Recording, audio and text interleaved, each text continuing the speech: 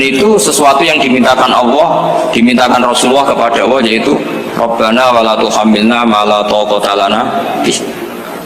Termasuk la tahmil alaina isron kama hamaltahu 'alal ladzina min qablina. Jangan bebankan ke umat kami sesuatu yang seperti engkau bebankan pada umat dulu. Umat dulu itu kalau mau tobat, kayak umatnya Nabi Musa pernah nyembah anak sapi, itu yang pernah nyembah tobatnya dibunuh. Liyaqtulal bari'u minkum al mujrima, yang terbebas dari menyembah anak sapi disuruh bunuh yang pernah menyembah anak sapi. Fatubu ila bari'ikum faqtulu anfusakum. Mau beratnya kayak apa? Kalau orang sekarang tobat cukup soal Pak Rosid salami template 100.000, dipandu caranya tobat di hari istighfar. Nomor itu penting, nomor loro seneng kiai, seneng aku maksudnya kalimatnya jelas. Itu pokoknya jelas, nggak usah dibunuh, nggak usah apa, nggak usah apa, dibunuh. Sehingga tidurnya umatnya Rasulullah itu luar biasa, terutama tidurnya orang puasa, tidurnya tasbih, tidurnya ulama juga tasbih. Karena dengan tidur itu kita tahu alamat kematian, di mana kita masih di dunia saja punya kondisi di mana kita tidak bisa menentukan diri kita sendiri, dan itu awal dari kita mengimani la haula wala quwata illa billah. Sebagai koyok ngono ternyata ada kondisi di mana kita tidak bisa mengendalikan diri kita sendiri. Makanya disebut wa min ayatihi manamukum billaili wan nahar. Yang bisa menganalisis itu siapa? Ya ulama. Ulama kau tahu karena punya sanad musalsal ila Rasulillah sallallahu alaihi wasallam.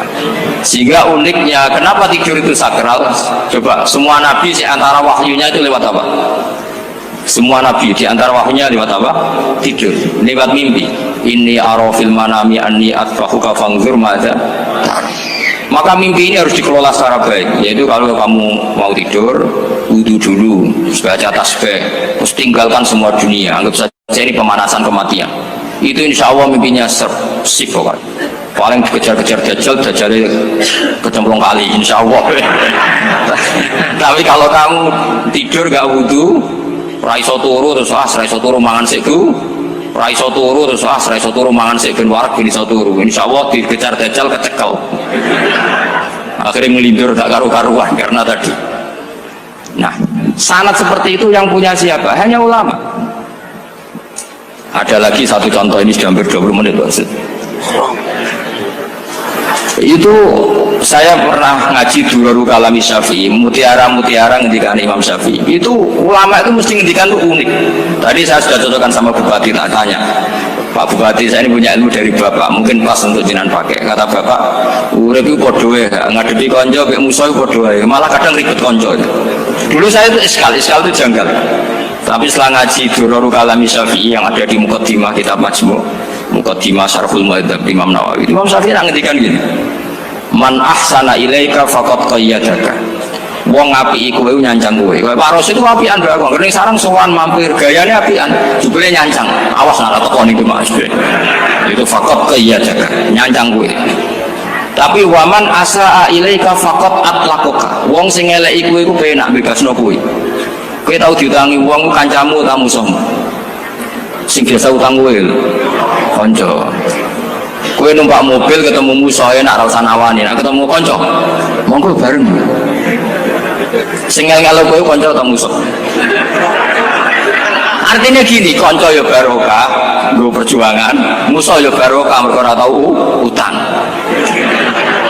Jadi segampang itu ulama melihat kehidupan tuh, man ahsana ilaika faqad qayyadaka wa man asaa ilaika faqad atlaqaka. Jadi akhirnya kita hidup tuh berkah terus. Di konco ya enak kata Solo, di konco Gus Sofur, nak kalau buatan sakit fikih musyawarah, raiso tasawuf musyawarah. Di konco Pak Rosid, konco rai sederhana. Pokoknya duit. Tapi kurang contoh. Kalau rai Arab kan nggak sederhana, Pak. Wajahnya mewah terus. Ekonominya juga sederhana. Saya sama Rosid sama-sama gak kaya. Jadi ada nyotokan kan Gus Sofur sama Gus Baknya ngebis. Memang saya sering sama Gus Sofur ngebis sampai sekarang masih sering. Bukan karena miskin yang jelas itu pilihan itu. Jadi ulama itu segampang itu melihat kehidupan. Saya termasuk kiai muda yang nggak takut mati, bukan karena yakin di surga gitu, dan karena saya sering baca berdoa.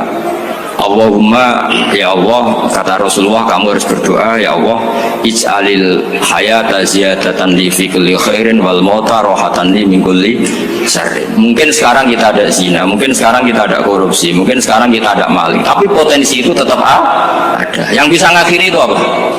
Kematian.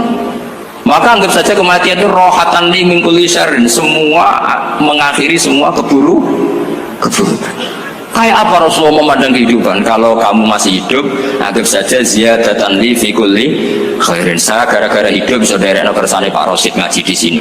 Ikhlas Pak Rosid itu sangat ikhlas. Saudaranya senior kula dipaksa ke gelem, diintimidasi ke gelem. Wah itu barokah.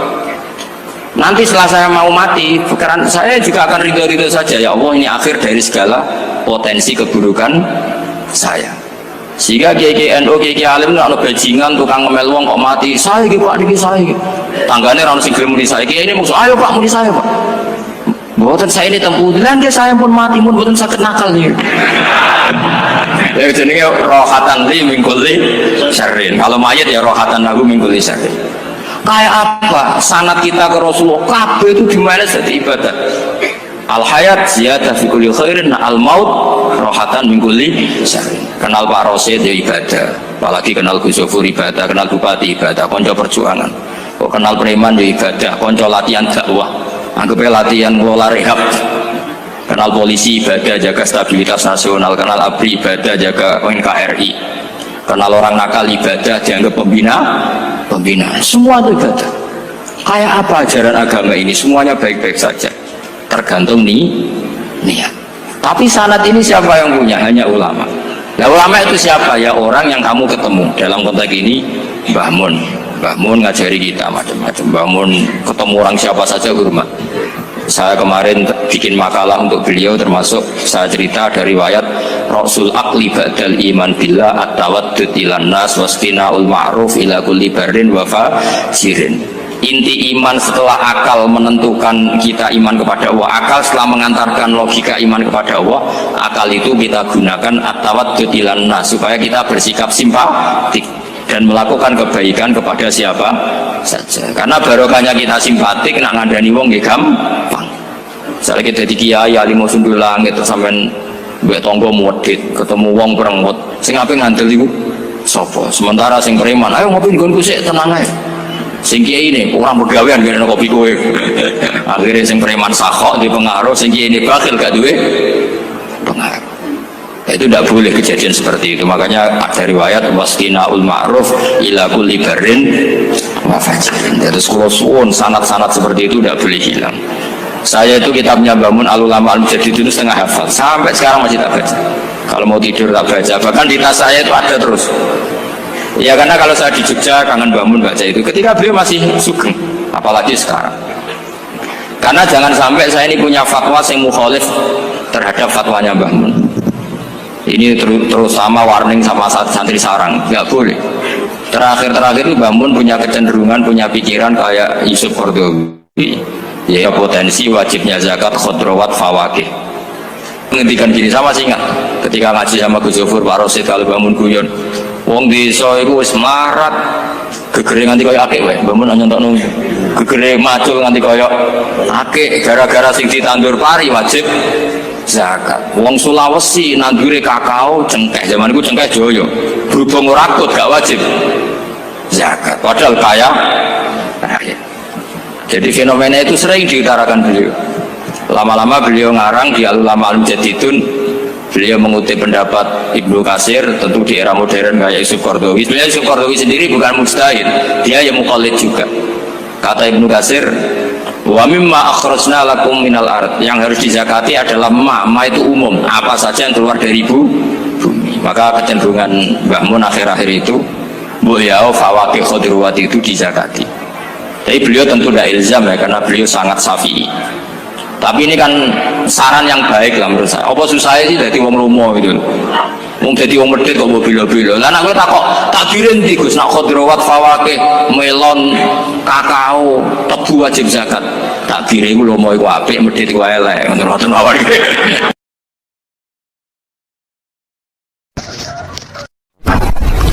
Ada nikmat batinah, yaitu kepuasan mendapatkan ma'rifatullah. Jadi ulang lagi, kepuasan mendapatkan apa? Ma'rifatullah. Itu nikmat batin. Baik yang terkait Allah maupun terkait logika-logika tasawuf. Terkait Allah misalnya gini, misalnya pulau mikirnya. Pulau nu bolak-balik matur niki, berkali-kali di tempat ngaji ini. Kimki jinan eling, mboten gada masalah ingatan ini eling-eling. Eling-eling tenan. Wong nak soleh, ya soleh, cek soleh mulai cilik, cek soleh dadakan terus husnul khotimah, pokoknya apa? Soleh. Niku nak mati, niku bumi ku nangis. Nangisnya bumi ku kekurangan, utawi kalong wong sing sujud ning dekne. Ya Allah Gusti, biasanya wonten tiyang niku sujud teng nggen kula, dia berperilaku baik teng nggen kula, sakniki tiyang niku mun jenengan ambil, nangis bumi. Saniki sing urip arek bedua-bedua, damel narkoba, damel ngefly, damel macam-macam lah. Itu nangis bumi. Langit semeneng. Gusti matur nuwun Gusti, orang itu saya tunggu lama, sekarang sudah engkau angkat ke tempat kami. Maksudnya diangkat teng langit. Sing bumi nangis, sing langit napa? Seneng. Nah kemudian kita berpikir begini, bumi kok iso nangis piye? Nah itu terserah sampean apa termasuk ulama zahir apa termasuk ulama batin. Kalau ulama zahir mengatakan bumi nangis itu mau kinayatun anil husni, pokoknya pantasnya bumi itu susah, wong kelangan putra terbaiknya. Tapi nak cara ulama-ulama hakikat yang mengenali sekali betapa kudrohnya Allah itu tidak terbatas. Itu yang meyakini bumi nangis itu nangis tenan. Misalnya ngaten kula tak terangno malih ya. Kowe bayangno dadi Nabi Adam, ngrungokno kowe. Kowe bayangno dadi Nabi Adam. Nabi Adam tenan maksudnya. Terus Nabi Adam orang pertama dia tahu betul kalau dia dicipta dari bumi. Dan dia pula tahu betul, beliau tahu kalau dia bisa ngomong, bisa mikir, bisa macam-macam. Terus indukannya beliau itu bumi. Mesti pikiran Nabi Adam, jangan-jangan bumi ini juga bisa berpikir kayak saya. Ini kan materi saya, karena saya dari bumi ini bisa ngomong, bisa melihat macam-macam. Terus bedanya apa menurut sobat napa? Umpama kowe dadi nabi napa? Adam. Orang yang dekat sekali, qoribu ahdin, dekat sekali dengan kesaksian kudroh Allah. Gini ku dekne roh nak materi ini ke bumi, dan dia orang pertama yang orang lali kamu nih. Tapi ketika sudah ribuan orang, mungkin jutaan orang, lali, seakan-akan bumi itu tidak jenis dari kita. Bumi adalah hal yang berbeda dengan kita. Kita manusia berakal, bumi itu benda mati. Terus kowe katut wong goblok-goblok, bumi itu benda mati. Sajane ya rada kriminal wong Islam muni bumi itu benda mati. Enggak bisa berpikir hanya manusia. Itu kengawuran-kengawuran yang kita ciptakan sendiri, kita wariskan turun-temurun. Umpama kowe iku dadi ulama, ngomong ngono iku isin. Bumi nggak nyekseni kue sujud, banyu nyekseni mbok pangan, mbok ombe kanggo sujud. Semua itu bersaksi tentang kita. Ya, karena sama tanglet pulau, cara melogika gimana? Begini, tak wari coro gampang-gampangan ya. Tak warai tauhid sing kasyaf. Tauhid ini yang dawe Sayyidina Ali lau kusifal khoto'u mastatu yakinan. Umpama somben tutup-tutup iku dibuka, akulah imanku ora tambah mbek pangeran. Karena tren dunia dan akhirat sama. Zaman yang dunia ya Allah ala kulli saing godin, kok zaman yang akhirat ya Allah ala kulli saing. Cara Sayyidina Ali, somben aku sematilah imanku ora tambah meskipun aku ora swarga neraka. Lah kena napa? Darah padha wae ning dunia pertunjukan kudratullah, ning akhirat ya pertunjukan kudratullah. Jadi pikirannya Sayyidina Ali seperti itu. Saya kan lahir misalnya tahun 1970. Berarti mulai Nabi Adam itu saya kan nggak ada. Ngerti-ngerti ada. Saya mengira waktu zaman tidak ada itu panjang apa cepat? Cepat, karena kita tidak melalui itu. Ujuk-ujuk. Wujud. Kadang kalau mati ya wedi kan. Mau mati jebule kiamat 1 juta tahun kasih wopo nang kuburan. Maksudnya Khalillah itu. Makanya aku ya ora roh, tak tinggal turu sakmono kan yo ngilir. Nang ngilir terus nanti. Apa mlaku-mlaku nang donya, kok piye kok. Nak turu ya kok ngani ngoyo turu kok. Ribuan tahun lintas. Terus ya apa jajal? Sampeyan tak takoki, misale sampeyan ning kuburan iku apa? Apa ngadepi muka nakir tukaran terus itu keselen tukaran kok nopo ratusan ribu mungkin. Nah terus kita dilatih. Kata Sidina Ali gampang latihan seperti kata Sidina Ali, wow gampang udah jadi wong alim. Pada akhirnya kita ini aku zaman urip yo ora roh karepe, ngerti-ngerti urip, mati yo ora roh karepe. Pas mati sebenarnya betangin yo ora roh karepe. Pokoke wa mata sauna illa ya syawa. Makanya masyhur dia ketemu orang ateis. Dia orang ateis itu anti Tuhan, anti Tuhan pokoknya. Dia ditanya, lalu kamu hidup itu karena siapa? Ya gak tahu hidup. Lalu kamu mati yang menentukan siapa? Ya gak tahu, kalau tahu mati. Ya berarti Anda gak bisa menentukan diri kamu sendiri. Akhirnya dia taslim, ya ada yang menentukan. Lah ya ada yang menentukan itu dalam Islam disebut apa? Allah, disebut kalimatu haqqin alaiha nahya wa alaiha namut. Jadi kalau maknanya itu kalimat yang benar-benar nyata, yang karena kalimat itu pula kita mendapat kehidupan, yang karena kalimat itu pula kita mati, yang karena kalimat itu pula kita akan bangkit lagi. Itu yang makna hakikat. Tapi kalau makna syariat nggak begitu. Kalau makna syariat begini, dan ini benar juga. Mengenai kena ada di ulama, ciri utama ulama itu jami'ul bayan. Dia kalau menjelaskan itu indah sekali dan orang pasti taslim. Sama saya tak warai tenan. Sama kan biasa wiridan la ilaha illallah kan biasa, mulai mimpin tahlil sampai kepeksa mergo do tahlil melok, sampai sing darani bid'ah akhirnya ya melok tanggane napa? Tahlil sesuai wae. Kata Ibnul Qayyim Al-Jauziyah dalam kitab Zadul Ma'ad. Kitab Zadul Ma'ad itu kitab kesayangannya Sayyid Abdul Haddad. Sayyid Abdul Haddad itu pengarang kitab Zadul Ma'ad. Padahal kitab ini dikarang oleh muridnya Ibnu Taimiyah. Abdul Haddad itu gak seneng Ibnu Taimiyah tapi seneng muridnya. Jadi di sini ulama ya demokratis, gak seneng gurunya tapi seneng. Saja nih Ibnu Taimiyah itu orang baik, ya ulama top ya baik, ya waras top. Tapi ngerti-ngerti Wahabi itu identik dengan Ibnu Taimiyah. Akhirnya ulama ahli sunnah penyebut itu terus isin. Mana kiai-kiai ranu sendalil, kalau Ibnu Taimiyah mereka dicap Wahabi. Padahal Ibnu Taimiyah orang alim. Di kitab-kitab kita, termasuk Syed Muhammad Piyambak, nanya Ibnu Taimiyah, kalau Syekhul Islam, kalau. Tapi kan ini sudah milik Wahabi, sehingga kita ini terus akhirnya gak gelem nyebut. Jadi kitab koyo dalil fastabiqul khairat iki apa par iki dadi dalil yo dhewe-dhewe. Wah parah tenan wong-wong. Dulu saya melihat orang enggak kunut itu ya biasa. Mergo saya sebagai wong alim ngerti iku mazhab Abu Hanifah. Saiki nek ra kunut Muhammadiyah. Kita ini sebetulnya ahli ilmi enggak tahu kunut itu mazhabnya siapa kita. Itu mazhabnya Abu Hanifah, yang kunut mazhab Syafi'i. Tapi tahu-tahu iki mazhab NU, iki mazhab Muhammad. Mana ada orang-orang ini bisa punya mazhab? Ngalime sepiro nganti dadi nopo? Mazhab. Tapi sudah dibahas, harus jadi apa? Sewajo gak bisa nih. Mas repot-repot. Tak warai ya. Sampai bin ngafan oleh ilah itu keren ya, keren tenan, bener keren. Nanti kan Ibnul Qayyim Al-Jauziyah itu gini. Min asliha khuliqatil jannah, wa min asliha khuliqatin nar. Terus wa min asliha khuliqatid dunya, wa min asliha bu'isatir rasul, wa min asliha qatalar rasul. Terus sampai sekarang saya kira bedai, surga itu kan digawe kelas VIP mewah. Terus dari Rugen ini dari dulu kan, nak ini sebetulnya.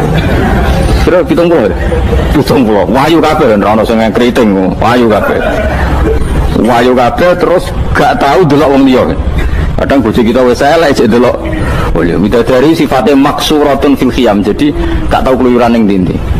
Wayu kafe, lek. Surga yang semewah itu selek itu ya bagi mereka sing lafadzno atau yang menerima la ilaha illallah. Neraka sekarang dibikin sedalam itu. Dari Abu Hurairah neraka itu tes-tesane benda kamu jatuhkan ke neraka itu untuk sampai ke bawah itu nunggu 70 tahun. Kila 70.000 tahun. Jadi nak hati yang membuat ceplok neraka itu ceploknya ngenteni 70 tahun. Betapa dalamnya, ngentakno bego biro ya bayang misalnya. Oh itu kontraktor mana saja tidak sanggup itu disuruh ngeduk kedalaman neraka. Iku ya mau kanggo wong sing menolak la ilaha illallah. Jadi kalimat ini luar biasa. Swarga digawe bagi yang nerima, neraka digawe ya untuk yang menolak. Ini kalimat sing kok nak tahlilan turu iku lho. Iku kalimat sing nggo alasan Allah gawe swarga. Terus kalimat sing suwe-suwe sing lafadzno darani bid'ah iku. Itu kalimat sesakral ini nasibnya akhir zaman itu entek. Gara-gara dilafadzno tahlilan tersangka jadi apa? Bidah. Dulu kalimat yang dipuja-puja penyebab surga dan neraka. Saiki kalimat itu tersangka. Mau perkara napa? Bidah. Wis aja melok-melok kowe debat ya ora iso makili aku sebarno iso. Kok kowe terusno dalan tok. Dah. Berarti la ilaha illallah itu kalimat yang surga dibikin karena itu, neraka dibikin ya karena itu. Kemudian Allah punya sunnah, lalu butuh pelatihan. Dikasihlah Allah dari bumi. Dia manusia butuh latihan, dibikinlah bumi. Dan dia latihan ikrar la ilaha illallah dengan sadar, dibikinlah bumi, liyabluwakum terus dites. Wes dikai bumi, ono makanan, ono minuman, ono wong wayah, ono pegatan macam-macam, wong diutang sembulet macam-macam. Gue ngetes, eling la ilaha illallah apa eling utangi, eling la ilaha illallah apa eling kasusnya, pokoknya dites. Karena nggak fair kalau Allah bikin itu kemudian nggak dites, dibikinlah darul imtihan. Dunia itu bahasa Arabnya darul imtihan, tempat tes-tesan. Imtihan mana apa? Tes, liyabluwakum, diuji. Pas diuji kita hidup. Artinya kita dihidupkannya pun oleh Allah demi tes-tesan la ilaha itu disebut kalimatu haqqin alaiha. Nah ya sebenarnya kita hidup pun ini untuk dites. Pada akhirnya la ilaha illallah apa enggak? Paham ya? Terus dites. Allah itu juga secara hukum itu kan nggak fair, dites kok nggak punya pemandu, dibikinlah rusul, diutuslah para rusul untuk pemandu. Tes itu kan butuh seru, mak pemandu tok ora ono musuhe kan gak seru, dibikinlah setan. Saat ini sebagian kita sudah setan tapi ini ben seru. Lho ndak setan kan minal jinnati wan nas, rumangsamu setan sopo. Baik setan minal jinnati wan nas. Jadi kena muni auzubillahi minasyaitonir rajim terjemahnya berlindung Allah dari saya sendiri ya Allah itu. Lho itu kalau lama dulu biasa auzubillahi min syururi anfusina wa min sayyiati amalina. Sebenarnya kita berlindung hanya dari setan yang jauh, iblis pun enggak. Ya setan diri kamu sendiri, min syururi anfusina, dari kejelekan diri kita. Wong-wonge do ujug, soalnya setan tuh makhluk gaib sing piye. Lah kowe ku sapa? Nanti kowe maksiat terus kok akrab klop, roh mbek setan klop. Mulane terus maksiat. Udah. Allah ngutus pemandu yang ngecul setan dan fair. Napa? Fair. Jadi semua darul ibtila ini juga demi kalimat. Nah, makanya disebut kalimatu haqqin sing alaiha nahya.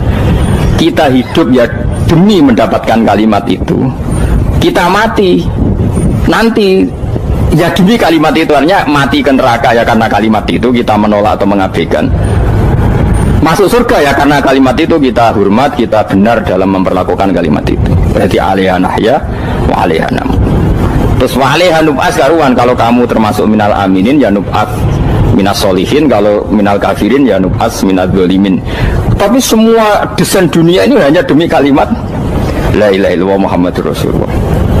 Nah ini kan penting. Bagaimana mungkin kemudian kalimat sesakral ini, sehebat ini, kemudian ada orang tahlil kamu tidur. Kok iso? Kalau jangga kok iso nang turu? Misalnya kayak mangkel, kalau mangkel sing mimpin Gus, suwira barbar. Bagaimana mungkin kalimat yang menyelamatkan Anda kemudian Anda anggap problem? Elek gak? Apalagi kamu anggap ini bid'ah. Nak cara kula oke lah, ndongakno mayit itu gak ono tuntunan Nabi. Tahlilan gak ono tuntunan. Tapi wis muni tok kono tok. Artinya menduk kono tok ora usah nyerang kalimah, enak kalimah tetap kalimah thayyibah. Soal kowe ora seneng sing tahlil, uga tiga profesi lah iku wonge wae gedhinge jogeman. Ya saya misalnya, saya kadang nggak cocok sama mubalek karena kadang profesi. Tapi saya tidak pernah anti pengajian bagaimana itu membawa syiar Islam. Tapi kalau mubalek kadang orang seneng, kadang takut untuk piro. Bareng sangoni sithik, gak sumpah mek transportasi ini. Lah ngono kok mbok senengi iku piye? Tapi kita terus gedeng keliru iku sing gawa syiar Islam. Mana ada pengajian didengar orang banyak tanpa mubalek? Gak iso. Ini iso melepukno barang-barang ra penting jadi penting iso. Lah cara guruku teng larang ning ape mlepuk kanggo panggung barang perkara. Tapi kadang ya benar. Yang namanya mudin mubalek ya itu bisa benar bisa salah, tapi kamu nggak boleh gedeng kalimatnya. Pilih kalimat itu kalimat hak. Nah, ini penting kalau utarakan sehingga zaman Nabi Sugeng ini rungokno tenan ngaji kula. Zaman Nabi Sugeng ada sahabat namanya tuh Usamah bin Zaid. Ini sahabat kesayangannya Nabi, hibbu Rasulillah. Usama itu diutus Nabi perang. Ini dengerin nih, diutus perang. Pas perang itu si kafir tadi menggal temannya. Ada yang tangannya putus, kakinya putus. Wah, seorang kafir ini sudah luar biasa. Bacok sana, bacok sini. Ketika terdesak oleh pasukan Usama, kebetulan Usama ini cakap ya, sama beberapa temannya orang Ansor. Orang kafir yang sudah koto'a arjulana wa koto'a aidiana, dia pas terdesak bilang la ilaha illallah. Terus sama Usama tetap ditusuk, dibunuh karena dia berpikir ini qolaha muta'awid, dan dia melafadzkan kalimat itu hanya berlindung dari pembunuhan. Setelah dilaporkan Nabi itu marah besar. Nabi ngendikan kaifa anta ya Usamah bila ilaha illallah idza ja'at bika yaumal qiyamah. Kowe nak ditakoki la ilaha illallah ku piye? Piye wis ngomong la ilaha illallah, tapi sampai ngomong ngoten sausé ngetoki tangan kula, maksudnya tangan kula tangan kelompok saya, tiga-tiga saya. Nabi tetap jawab kaifa bila ilaha illallah idza ja'at bika yaumal qiyamah. Bukan Nabi menyoal terus. Sampai menjadi fatwa ijma'nya fuqaha, siapapun yang mengapatkan la ilaha illallah harus kita terima, meskipun qolaha muta'awidzan, meskipun saat melakukan hanya cara zahir berlindung dari kematian, sehingga kita terima. Orang kafir yang 80 tahun kafir melafadzkan la ilaha illallah 1 menit menjadi mukmin. Sampai ada ayat qulil ladzina kafaru iyantahu yufar lahum ma qad salah. Ini kalimat yang sakral, bahkan kafir yang 80 tahun saja menjadi mukmin hanya karena melafadzkan la ilaha illallah. Mulanya yang ngaji saya, yang seneng saya, jangan pernah kamu mengatakan ada bid'ah yang orang bisa jadi kafir. Bagaimana mungkin orang mukmin yang ke kuburan dan melafadzkan la ilaha illallah kamu katakan kafir? Padahal kalimat ini yang kafir 80 tahun saja menjadi mukmin. Saya kira orang nglafadzno la ilaha illallah mergo salah tempat pinggir patok mbak Arani kafir. Kok aneh? Mungkin kafir 80 tahun udah di mukmin iki gara-gara ngapalno la ilaha illallah dadi kafir. Mergo mau salah tempat ning pinggir apa? Patok. Gue nara cocok mending nganggur, wong sering ziarah aku nganggur. Nyatane ya tenan. Cara dene pegawai negeri ora sering ziarah. Nah gue, tapi ora usah muni kafir gak mungkin lah. Coba kalimat ini itu orang kafir yang 80 tahun menjadi apa coba dengan melafadzkan kalimat ini? Mukmin kan? Berarti kalimat ini adalah kalimat penghilang kekafiran. Lalu karena dilafadzkan secara salah dianggap kafir hanya karena bid'ah, itu tidak mungkin. Makanya sebetulnya Wahabi yang alim-alim itu tidak berpendapat demikian. Saya punya beberapa referensi Wahabi yang alim itu tidak pernah mengkafir-kafirkan orang karena perdebatannya seperti itu. Misalnya ini wis kuwajo. Sebenarnya kalau orang alim itu ya mirip-mirip, entah Wahabi entah tidak mirip-mirip karena kalimat tadi. Wahabi itu kitab terbesarnya itu Ibnu Taimiyah. Ibnu Taimiyah itu punya murid Ibnu Qayyim Al-Jauziyah. Sampai sekarang saya lihat di fatwanya Ibnu Taimiyah itu begitu hormat sama orang-orang kita ini sama. Tapi tahu-tahu lewat penyaduran sana sini terus menjadi kacau. Jadi kalau balik ini sampai nak kepengen dua nikmat batinah seperti tadi yang saya utarakan. Swarga dicipta sedemikian mewah ya demi yang menerima la ilaha illallah. Terus neraka dibikin se ekstrim itu juga bagi yang nolak. Kemudian dibikin daru pelatihan yaitu dunia ya karena kalimat, berarti kalimat itu luar biasa. Wa biha qamatis samawati wal ardu. Kalimat ini pulang menjadikan langit bumi berdiri. Lalu sekarang kita bisa ngomong, bisa berpikir, bisa ngadekno BPKB macam-macam. Itu karena kita sendiri apa karena kudratullah? Saya tanya. Karena kudratullah. Kalau karena kudratullah, apa susahnya Allah bikin kemampuan tanah ini nangis, tanah ini susah? Wong podo-podo kowe iso nangis, iso mikir ya mergo kudratullah, ndak karena kamu. Harusnya ya sama, bumi-bumi ini bisa menangis juga karena kudratullah. Makanya bumi ini menangis ketika enggak ada orang yang sujud. Iku ya mungkin. Wong zaman kowe iso nangis ya krana kudratullah, mestine bumi yang kamu katakan benda mati, hakikatnya dengan kudratullah juga sama dengan kita. Mulane tenggene kitab Al-Husunul Hamidiyah, kula ngrasa utang tenan mbek kitab. Dulu saya ngaji 2 tahun kitab Al-Husun. Kitabnya kecil tapi saya ngaji itu 2 tahun. Berkali-kali saya ulang. Itu beliau cerita gini. Dia yang ngarang itu orang alim, kebetulan dia orang India. Memang kelebihannya kitab dikarang orang Arab itu luweh bulat. Wong Arab kan semuanya Islam, karangannya itu standar. Ini dikarang orang India. di tonggo blodor, di masjidnya. Jadi sekarang ulama yang masyarakatnya itu udah karu-karuan. Dia cerita itu gini, manusia itu punya satu kebodohan, di mana kebodohan itu disebabkan oleh robtul asbab al-adiyah, mengkaitkan sebab sing biasa-biasa. Misalnya gini, zaman saya kita omongin, misalnya ada orang bilang gini, batu ini nanti itu menjadi ayam. Orang bilang mukhal apa enggak? Enggak, jawab saja. Mukhal. Kenapa bilang mukhal? Karena dikira enggak bisa kan? Enggak, jawab saja. Jawab satu-satu. Batu ini menjadi ayam. Kamu jawab mukhal. Alasannya apa? Alasannya enggak mungkin terjadi, apa kamu enggak bisa? Sebetulnya karena kamu enggak bisa. Udah. Lau ukhbiro dzakar rajul, andai kan orang itu kamu kasih tahu, kelungsu ini biji asem itu, biji pohon asem itu. Nanti yang kecil ini suatu saat besar. Setelah besar buahnya banyak, tambah besar, tambah besar. Terus orang bilang mungkin. Ketika bilang mungkin itu karena dia bisa, apa hanya karena menyaksikan berkali-kali ada kejadian nak kelungsu ditandur, iku iso dadi gede. Coba sama jawab. Karena dia bisa, apa karena hanya menyaksikan itu sering terjadi? Hanya misalnya. Artinya zaman dia mengatakan mungkin, itu pun tidak memberi kontribusi ikut buat. Iya enggak? Tetap bergantung kudrahnya Allah. Dia hanya bilang mungkin karena sering melihat. Sebenarnya dia enggak sama sekali memberi kontribusi. Lah ya darani mungkin ya ora urun. Paham ya? Lalu kenapa dia kecangkeman terus muni wong wis mati dadi lemah gak mungkin dadi manusa meneh. Lho zaman dadi manusa sing wis ngene iki kok mani dene lara melok gawe. Terus muni mungkin mergo sering terjadi, sering roh, sering bersaksi. Berarti sebenarnya manusia itu pakai ukuran dia mampu tidak mampu apa pakai ukuran bersaksi melihat? Bersaksi. Nah, ini kan problem, kita sebagai manusia itu problem. Makanya disebut wa kanal insanu zaluman jauh wis goblok aja. Mereka manusia itu nak wis goblok aja. Makanya saya kemarin diminta ngisi di pondok kajen. Kalau sampean berdebat sama orang ateis atau orang komunis itu gampang saja. Dilatih begini seperti teorinya Quran. Ya nanti saya teruskan, ini tak ulang lagi ya. Saya ulang lagi ya. Andai kan nggak pernah terjadi telur itu jadi ayam, nggak pernah terjadi sama sekali.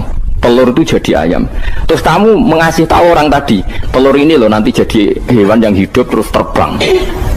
Mesti dia bilang muhal, benda mati kok nanti jadi benda hidup yang terbang ngalor ngidul. Berhubung sering terjadi dan dia pun tidak ikut bikin, bilang mungkin. Paham? Saya ulang lagi ya. Berarti dia bilang mungkin karena sering apa? Terjadi dan dia lihat.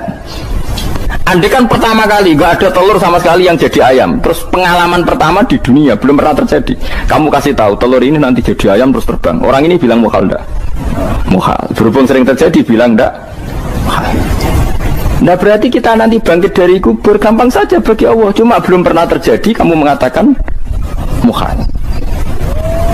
Nah makanya otak kita harus dibenahi. Kalian jogeman percaya yang pernah kita lihat, yang sering kita lihat.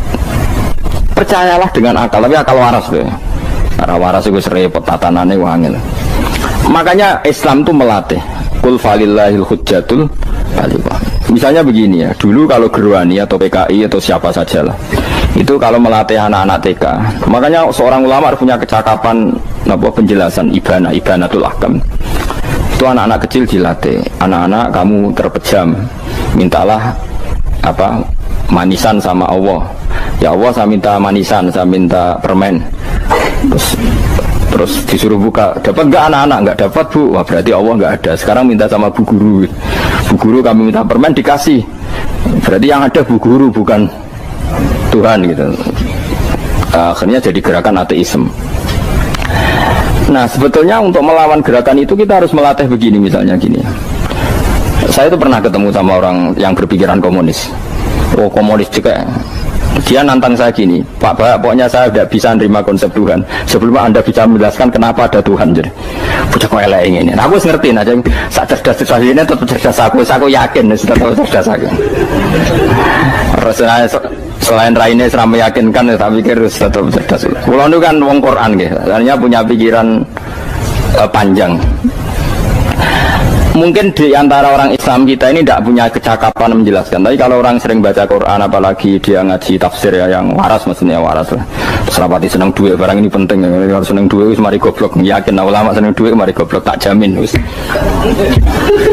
Umpama alim wis kelas B, kelas C nggak bisa, tahqiq nggak bisa. Kalau tahu kandani konco kulo riyen sampai jenengan udah saya kaca akeh. Lah kena apa? Cok seneng duit, bro. Duit itu masalah bagi ulama. Orang duit lebih masalah kan ya. Maksudnya rasa senang tapi ojo terus gak duit. Sekarang saya tanya, Quran itu melatih kita gini. Quran itu sederhana kalau ngelatih tauhid. Tapi orang pasti ingat. Kata Allah gini, nggak apa-apa, saya tidak Tuhan, nggak apa-apa. Kamu yang Tuhan. Tapi buktikan kalau kamu Tuhan. Caranya gini. Am khalaqus samawati wal ardi. Ya nggak apa-apa, kamu yang Tuhan nggak apa-apa. Tapi buktikan kalau kamu menciptakan langit, bumi. Mereka pasti ekor, ya tidak mungkin saya menciptakan bumi, saya lahir sudah ada bumi, Yesus lahir sudah ada bumi, nggak mungkin Tuhan. Terus Tuhan membuat pertanyaan kedua, am khuliqu min ghairi syai'in. Ya sudah, kalau saya tidak Tuhan, lalu nggak ada Tuhan, berarti alam raya ini tercipta oleh sesuatu yang nggak ada. Aneh nggak? Misalnya sebelum alam raya ini nggak ada Tuhan, berarti sebelum alam raya ini kan adanya nihilisme, sesuatu yang nggak ada. Kemudian sesuatu yang nggak ada menjadi penyebab sesuatu yang ada. Aneh gak? Menurut saya aneh. Sesuatu yang nggak ada itu mestinya kan nggak bisa ngelabeti, nggak bisa berfungsi, nggak bisa ada gunanya. Wong jenenge ra ono iku ya ora marai apa. Ora ono kok dadi sebab. Sesuatu yang menjadi sebab itu yang wujud apa yang nggak ada? Yang wujud. Sak takoi. Lah kalau nggak ada Tuhan berarti alam raya ini lalu sebabnya apa? Ya dari ketiadaan, lalu tiada itu menjadi sebab. Yang tiada kok jadi sebab itu tekem gitu. Mikirin. Di mana-mana yang sebab itu harus barang yang wujud, nggak boleh tiada kok jadi sebab. Ini kan jadi aneh, sesuatu yang tiada menyebabkan sesuatu yang ada. Terus ya pokoknya ronde ini kalah, tahu kapan tak pikir ya, pikir nganti mati temenang aku ini kono. Makanya sebetulnya dalam ilmu mantek pertama itu kita tidak harus iman Tuhan itu namanya Allah, tidak harus. Makanya pertama dikenalkan, sementing kenal Tuhan itu ada dulu, disebut zat sing wajibil wujud, belum disebut namanya Allah. Allah itu disebut nama Islam, itu paham ya? Saya ulang lagi, Allah disebut itu nama Islam. Tapi kalau penemuan akal hanya sampai kita ini butuh zat sing wajibil wujud, sing menjadi penyebab semua alam raya ini. Di bahasa Arab disebut musabbibul asbab, belum menyebut Allah musabbibul asbab. Islam pun pertama Iqra turun ya gak nyebut Allah. Iqra bismi rabbikal ladzi khalaq, khalaqal insana min 'alaq. Iqra wa rabbuka. Tuhan itu siapa? Yang mencipta. Nah, yang mencipta ini oleh syariat Islam disebut apa? Tapi dalam logika yang penting gue kenal si ono musabbibil asbab. Pastikan bahwa alam raya ini yang wujud pasti disebabkan sesuatu yang ada. Nggak boleh barang wujud kok diciptakan oleh sesuatu yang tidak ada. Yang gendeng ora barbar barang ra ono mbok sifati al khaliq. Sing gawe langit bumi apa? Pencipta. Penciptane apa? Sesuatu yang tidak ada. Kowe ikhlas dutek ngono kowe ikhlas ora? Gak kowe ikhlas ora dutek ngono kowe ikhlas ora? Kowe gelem dadi bodoh niku. Gelem kan? Mboten. Nah, nikmatmu ini jenenge nikmat batin. Mulane sing suweneng mbek kalimat la ilaha illallah. Wis ana sing bid'ahnallah iku wong nganggur wis beno sauni-unine. Tapi kadang memang kita berlebihan. Tahlilan ra barbar matang puluh dina ini ra barbar. Muga alasane wis disangoni akeh tahlil sedih lho sakake penggemar sing keselen sing rantuk sangu ya butuh cepet. Lani cara kula niki penting kula utara nggih. Kowe nek ora cocok tahlilan 40 dina wis ngomong ae kira cocok model harinya. Tapi ki aja menolak kalimat la ilaha illallah iku disifati Kanjeng Nabi kalimat thayyibah. Wong Nabi nyifati thayyibah, kalimat yang suci kok nyifati bid. Soal kira cocok wong sebut. Misalnya kamu bilang saja wong mati wis sangu amale lha apa didongakno barang. Nek kowe pengen ndonga ora usah ndonga. Wis ora usah biasa wae. Kula lah mbok dongakno ya ora seneng. Gak meyakinkan. Karo dene swarga butuh dongamu ora ono swarga fadhole pangeran apa mbok dongakno barang. Nah, tapi kowe donga aku ya seneng. Senenge ya semau lah timbang nyanyi-nyanyi rame-rame sadok donga. Nek mandi ora pokoke donga. Saya ulang lagi ya. Makanya Quran itu melatih logika sampai seperti itu. Am khalaqus samawati wal ard bal yuqinu, sampai terus diulang-ulang. Am khuliqu min ghairi syai'in. Kalau mereka merasa Tuhan enggak apa-apa, tapi buktikan mereka ini wujud sendiri tanpa sebab. Atau begini, kalau mereka tidak tahu sebab pencipta langit bumi, mereka sendiri suruh yakin kalau mereka adalah penciptanya. Am humul khaliqun, enggak apa-apa. Ya tapi masih Abu Jahal gendeng lah, masih Abu Lahab ngawur lah, nak takoi ya wes pangeran kowe wae sing gawe langit bumi. Penggemarnya saja pasti tertawa. Mosok Abu Lahab darani pencipta langit bumi, wong lahir wae ning bumi. Tapi Quran oleh nggo jawab am khalaqus samawati wal ardo. Apakah mereka menciptakan langit bumi? Bala yuqinu, mereka pun tidak pernah yakin. Jadi itu pangeran. Makanya di mana-mana orang alim itu suka debat. Karena pangeran sendiri kalau menjelaskan kebenaran seringnya juga nantang debat. Kata Allah, Qul ara'aytum ma tad'una min dunillah aruni madza khalaqu minal ardi am lahum syirkun fis samawat. Enggak apa-apa mereka Tuhan kata Allah, tapi buktikan zaman langit diciptakan mereka memberi kontribusi apa? Apa urun bego, apa urun cagak, apa piye lah pas aku gawe langit iku dekne urun apa jare am lahum syirkun fis samawat. Misale urun apa lah? Urun tol ta urun apa lah. Itu pangeran. Mereka kan pasti menjawab enggak. Terus itu nih di kitab min qabli hada. Kalau kamu nggak percaya Quran sebagai kitab, nggak apa-apa. Tapi buktikan kamu punya kitab tandingan. Enggak, mereka nggak punya juga. Atau gini, nggak usah Quran, nggak usah sakralan. Au atharatim min ilmin, atau kajian ilmiah yang membuktikan bahwa Yesus itu Tuhan, atau yang membuktikan bahwa berhala itu Tuhan. In kuntum shodiqin, nggak apa-apa kalau kamu benar, buktikan. Nah, itu makanya semua nabi itu punya kecerdasan, karena tadi nabi kadung nantang itu nih bi kita min qabli hada au atharatim min ilmin in kuntum shodiqin. Tapi sekarang orang alim soleh itu jarang. Yang ngono ngerung soleh rapati ngalim, nggak sing alim biasanya rapati soleh. Ulan itu masuk rontok-rontok, ya rontok soleh ya rontok, tapi lumayan masih menjaga hujjatullah tadi. Sebab itu ulama dulu mengajarkan Allah itu siapa? Disifati zat sing wajibil wujud. Karena alam ini kadung ada. Kalau alam ini kadung ada, pasti penyebabnya sesuatu yang wujud. Tapi kalau wujudnya mungkin, bahaya. Wong sing gawe wae wujudnya terima mungkin, bisa wujud bisa tidak. Makanya dipermanenkan yang gawe alam ini zat sing wajibil wujud. Sing wujudnya wajib. Wajib itu nggak bisa enggak, pasti wujud. Nah terus kita kenal itu namanya Khaliq, itu musabbibil asbab, itu Khaliqul asya. Lalu oleh Islam zat yang demikian itu disebut Allah. Terus jadi la ilaha illallah. Nah orang yang bertauhid gini tentu punya kenikmatan batin yang luar biasa. Sehingga saya bayangkan nanti mati yang ngono biasa wae kan. Gusti zaman kula teng donya ora melok ngatur oksigen, ngatur nyawa, ape mati ndak ra ngoten. Mulai jare Sidina Ali, jenengan jemben nak mati tambah pinter apa biasa? Ya biasa wae. Ning bumi yo ndelok kudrohe Allah, kok ning akhirat ndak ra padha wae ndelok kudrohe Allah. Mulane beliau masyhur guyonan beliau, lau kusifal ghata mastatu yaqinan. So ben aku nek mukasyafah ning akhirat imanku yo ora tambah, ya biasa wae, standar-standar wae. Maksudnya kowe ning donya ujung-ujunge paling pokok ya menyaksikan kudratullah, so ben ning akhirat ujung-ujungnya paling pokok ya delok kudratullah. Ning donya saiki Allah ya matlubi sing kita cari, sebenarnya akhirat ya Allah matlubi. Paham ya? Artinya hukum dunia dan akhirat itu sama. Kita di dunia golek ridane Allah, ning akhirat ya golek napa? Ridane Allah. Nah soal kecil itu, tapi ning akhirat kan masalah pun rokok masalah, itu utang ditagih ya masalah, kere suwi bro ya masalah. Ya biasa jenenge makhluk anane masalah. Sing ora oleh di masalah pangeran. Pangeran duwe masalah. Biasa wae.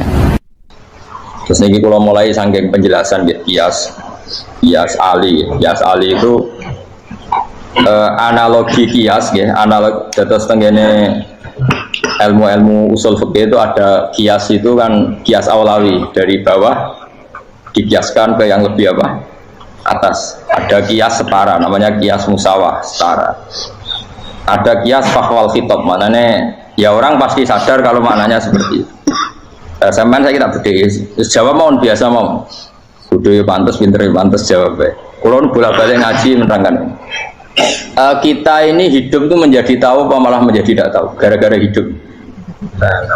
Nah itu mari kita goblok sih oleh gara-gara hidup menjadi tahu yo rasa benar gara-gara hidup menjadi tidak tahu. Itu goblok itu sebab apa? Sebab tahu apa sebab tidak tahu?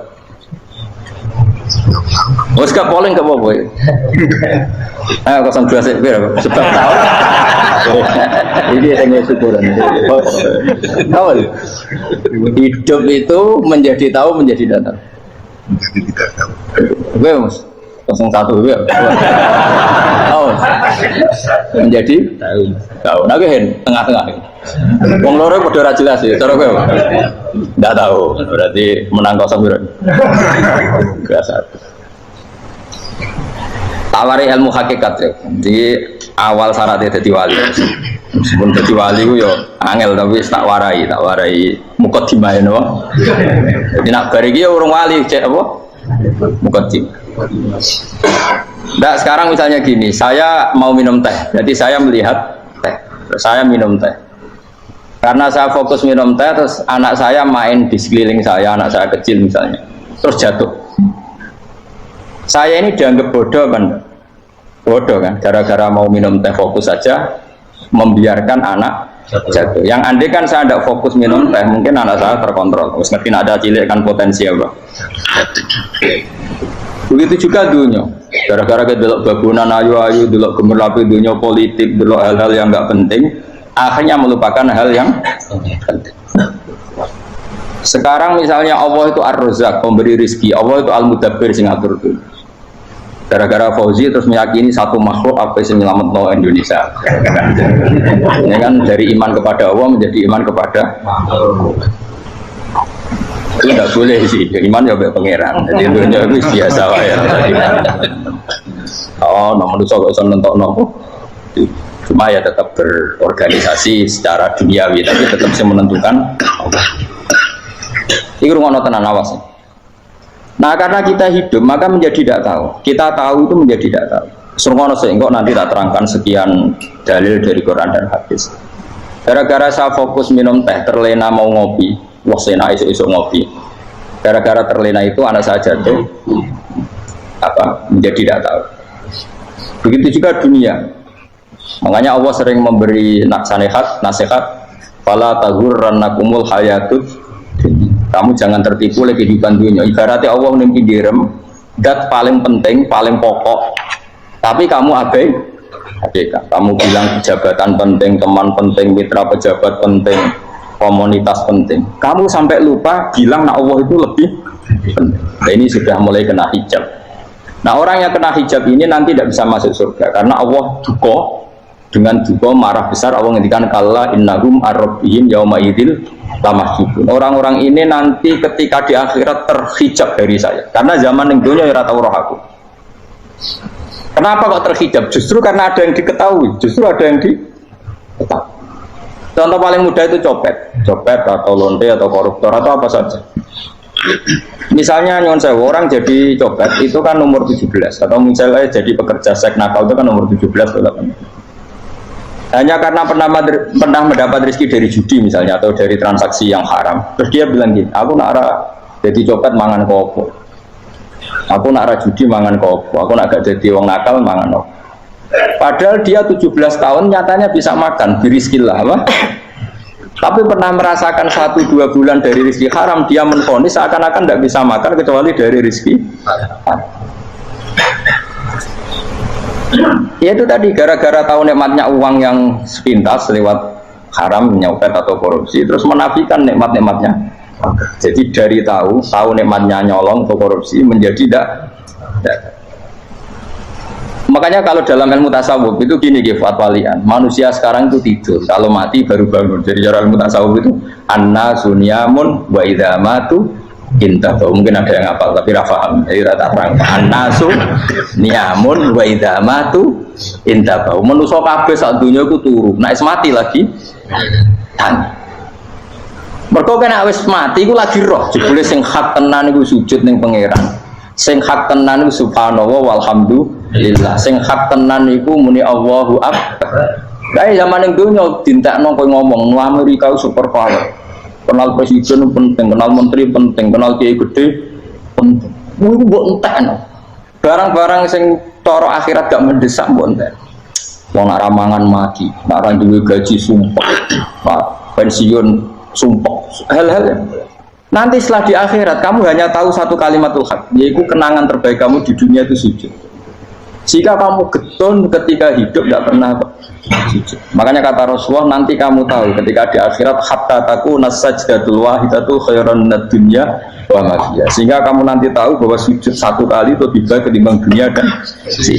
Karena ternyata setelah kamu di akhirat, yang layak jadi poin kamu hidup di dunia itu hanya apa? Sujud. Ya yang dunia kan WA penting, HP terbaru penting, babonan penting, mutra penting, ngomong terus berjuta-juta kalimat. Hanya karena kamu hidup. Tahu saya mati, gue ngerti gue kabeh dak. Maka ilmu kamu itu setelah mati, lagi ilmu terlambat. Napas ilmu mau terlambat itu Allah duka kalla apa alhaqumut takadzub hatta zurtumul kalla saufa ta'lamun summa kalla terus kalla law ta'lamuna ilmal yakin la tarawunna jahim. Pas kowe ilmumu wis bener Gusti ternyata penting sujud teng jenengan, ternyata penting jenengan Allah. Pas roh pas wayang mlebu neraka kok wis kecewa ya saiki tapi wayang mlebu neraka roh wis terlambat. Mane tak warai saiki bener roh pas wayang mlebu neraka.